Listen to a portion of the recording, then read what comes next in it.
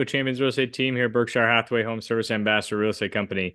My name is Mark Wehner II, team leader here. And when we jump on every Wednesday and go over kind of what's gone on in the real estate market over the last 7 days. And also joining me today is Russ Williams with Williams Mortgage. So we like to do a little quick tip at the start of our videos. So our quick tip today is basically, as you saw, you maybe just gained 10% of purchasing power if you've been in the housing market as a buyer. You know, when rates were at 7%, we're down to about 6%, ticked up a little bit. They'll probably bounce around a little bit here. But for every 1% that you go up or down in interest rates, you gain or lose, depending on which way the pendulum swings, 10% of purchasing power. So that's one of those things we may see a lot of more buyers coming flooding the markets, which you've probably seen on social media. And, if you follow any of those things on Instagram or here us here at Champions Real Estate Team. But also just what I've seen in my 16 years in the real estate business, is schools coming up to start here this week. And then I know my kids are in Blair, and that's the 21st, so another 2 weeks. People, let's take a hold and put the brakes on buying a house, and let's get settled into our schedules, because I know we have soccer starting next week, and we have all these different activities. Well, that's a time for those that are serious about buying a home to keep that pedal to the metal and just keep looking for houses. Don't make a special effort to check the emails that your agents are sending you, or sending you the houses to take a look at. But that's just one of those things that I see. I've had some of my clients in the past over 6 years. Mark, we're just gonna take a little bit of a breather, and then I keep looking for them, and sometimes I'm sending them houses. I'm like, hey, let's go look at this one, and they're like, man, I'm glad you kept us in the game a little bit, even though they kind of took a little breather off of it. But hey, I'm gonna keep looking out for you. And that's, what we do here as buyers agents, is looking out for the best interests for our clients, and not just waiting for them to do our job for us. So, but so that's our quick tip. Kind of keep the pedal to the metal, look what's going on in the marketplace, just keep, observations. Obviously we had the stock market kind of go a little haywire this week. So, people are going to operate out of fear, and things like that, but just be making sound, decisions and financial decisions for yourselves, whether that's real estate, investing, anything you do, with regards to that standpoint of it. But, as we're coming in, obviously an election year, that's another thing people kind of always take a pause on. Oh my gosh, who's going to get in the office? And in my 4 cycles I've been in, and obviously Russ may have been in a little longer than I have, the world keeps ticking. The real estate keeps moving forward, in that side. So, like I said, if a lot of people are going to get on the sidelines, maybe you just keep it, maybe you at least they're on the sidelines, you're still on the field playing, participating. Maybe we're not competing as much in that competition, but at least we're participating. I know that's a term I use a lot with my clients. You want to compete in the competition or participate?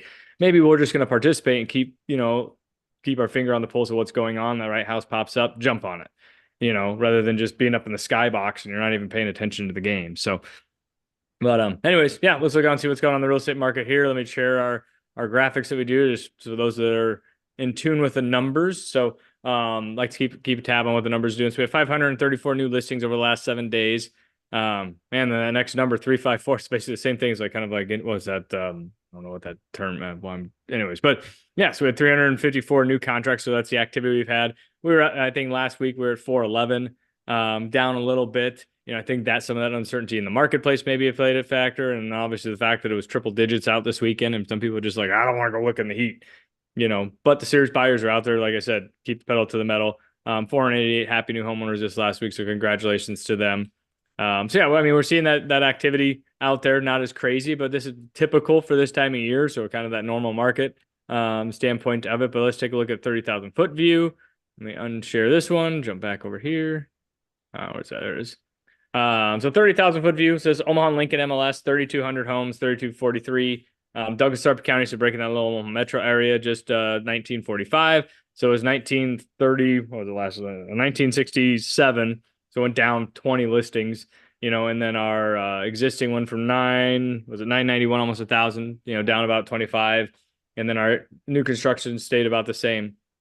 And then our months of inventory at 3 months of inventory. So that's still deemed a seller's market. So 0 to 3 is a seller, 3 to 6 is a neutral. So we're kind of maybe getting into that where we're getting, as far as the number of listings going off the market, coming on the market, in that regard. So it's still a good time to buy a house. Our average sold price went up $1,000 from last week. So like I said, this graph here doesn't show a whole lot of variation. And I think sometimes too, the media will get a hold of these numbers, which is they'll pull just like that third, oh, there's low inventory, there's no activity. And, it's still, it's a crazy market. Well, looking back at that last graph, we're still pretty active and houses are moving, in that regard. So, but I guess let's jump in. I know there's been a lot of uncertainty with the feds and the interest rates, and with them, going to maybe cut interest rates next meeting. And I guess Russ has usually got his finger on the pulse on that. So I guess Russ, what's going on in the mortgage world here?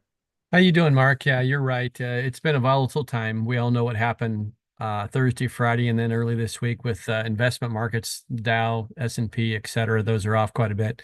Last week, of course, the Fed met on the 30th and 31st of July, and there were some people that thought they might adjust uh, their short-term rates. They actually did not. Their commentary suggested that they do expect that they will be cutting. Then we had the non-farm payroll report and the unemployment rate on Friday, both come in poorer economically than what the projections were, and that rattled the market. In addition to some other things happening around the world, and so that's where we saw a nice rally in rates. Now we talked about it, Mark, before we jumped on this call. We typically see an overreaction in all directions, and rates did improve very nicely, and they've pulled back just a little bit since where they were last week, but not a lot. But the trend continues to be that the rates are going to continue to look better. Um, Now, when the Fed meets in their next meeting in September, by that point in time, they will have had, one more jobs report to look at. And assuming that unemployment stays at the 4.3% or higher, it's virtually a lock at this point in time that they'll drop short-term rates by maybe a quarter and longer, and maybe even a little bit more than that, depending upon what those reports between now and then would show. Now, the importance to that is the bond market is what drives mortgage rates, not what the Fed does. So the bond market may be adjusting in advance to the Fed meeting, and so that's why we could see interest rates improve between now and then if the inflation numbers stay mild and the jobs numbers continue to show weakness. Um, Having said all that, you mentioned it before we started here, Mark, just a 1% drop in interest rates increases buying power by almost 10%. And what that means is all the people that are buying in, for example, the $300,000 price point might now be able to reach the 330 price point if rates continue to show these nice improvements. That also would suggest that we could see more people coming off of the sidelines that didn't like the higher rates, and now they're interested in buying a home. And so if you think about it from the perspective of supply and demand, when we have more people coming off the sideline, when we have people moving up in price point to try to buy more home, that extra demand can start to put pressure on home prices. So for those of you that have not bought a home, I encourage you to get out there now while the getting is good. If we see rates go lower, we can always refinance. If rates do go lower, that also would suggest that that house you just got under contract and bought might be worth quite a bit more next year than what you paid for it today, in which case you can use some of that appreciation to refinance your home. For those of you that have a home to sell and you're thinking, I want to wait until rates come down, think about it. If you're wanting to move up into a higher price point, you may be paying more for that next house, significantly more than what you're going to get in appreciation on the home that you're waiting to sell. So this is a good time to get out there. Buyers and sellers, get out there now and buy while the getting is good. Mark, anything you want to add to that? No, I mean that basically sums it up. I mean, it's just and that's why we do these videos, is to keep Yeah. people engaged on what's going on, that maybe on the side lanes, maybe just kind of what should I do? And that's what we try to do, is try to educate, coach, all that kind of fun stuff. And obviously we can tailor, a specific game plan to each client, that we're working with, and just kind of get a summary get a game plan, get a scouting report. What are the sellers doing? What are the buyers doing? What should we do? How do we get our house ready for the market?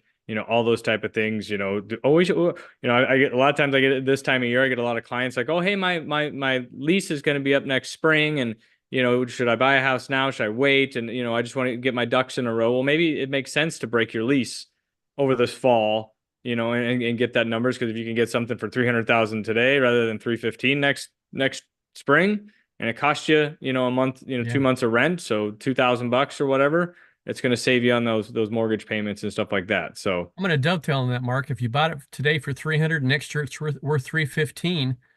You could always refinance, and the cost of that refinance is not going to cost you the 15,000 in appreciation you would have lost had you waited until next spring. So yeah, get and if out there, rates, guys. Get out there. yeah. So yeah, like I said, if we can help you out anyway, I'm happy to meet with you at the office, jump on Zoom, anything like that. Obviously, Russ available for any questions and stuff like that. So give us a holler, and we'll talk to everybody next week. So have a good